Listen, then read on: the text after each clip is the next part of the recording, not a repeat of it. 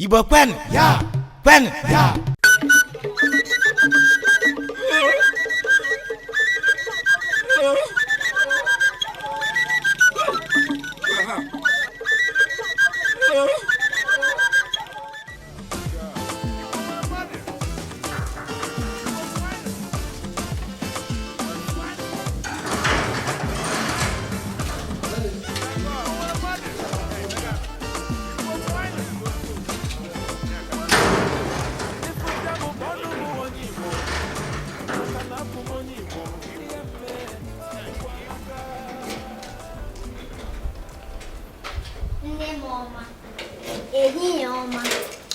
Shut up that your mouth.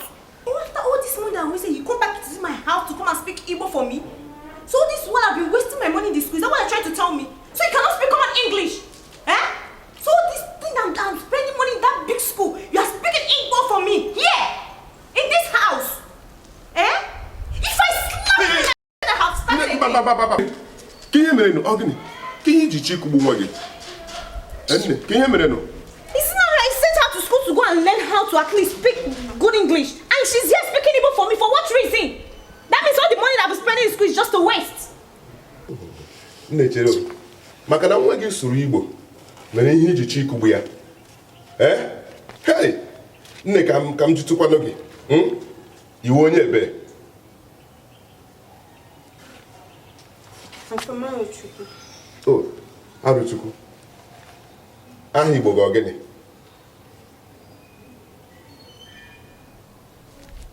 Ezinne. Ezinne. Nke gosiri na ebe niile ndị kpọrọ m na aha ịkpọrọ m wụ. O gosiri na iwe onye Igbo. Ka ezigbo ihe mere iji na-akụgbu nwa gị nwaanyị maka na ọ sụrụ Igbo. Ikwesị ịkụ ya ihe. Ikwesị ịbara ya mba. Asụsụ Igbo wụ asụsụ anyị. Ihe eji mara anyị wụ Igbo. Anyị kwesịrị ị na-asụ ya. Ọwụ anyị hapụ Igbo. Anyị gaghị asụwa oyibo. Oyibo awụ asụsụ anyị. Nne m gwa bịa. Nne m ọma. Nnele, ị kwesịghị ịkụ nwa gị ihe mgbe ọbụla ọ sụrụ Igbo.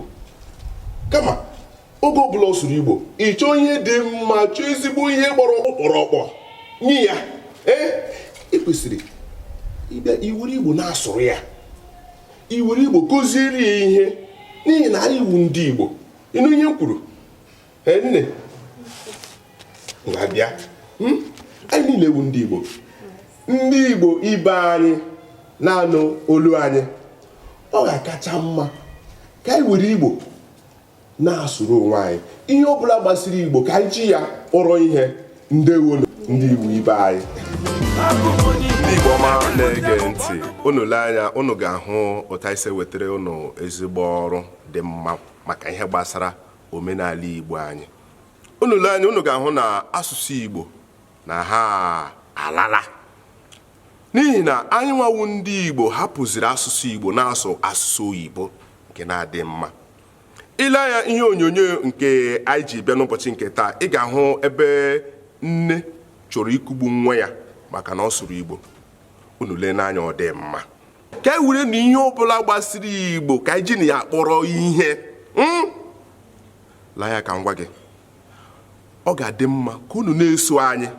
Unu na-eso ndị ụlọ ọrụ Igbo Concept TV ka unu na-ahụ ihe ọbụla wụ ihe ọbụla gbasara nke ndị Igbo ọnya anyị na-eme. Ụmụnne m, unu gaa na YouTube anyị, unu ga-ahụ Igbo Concept TV. Unu esi ebe ahụ wee na-ele unu na-abịnyere anyị aka.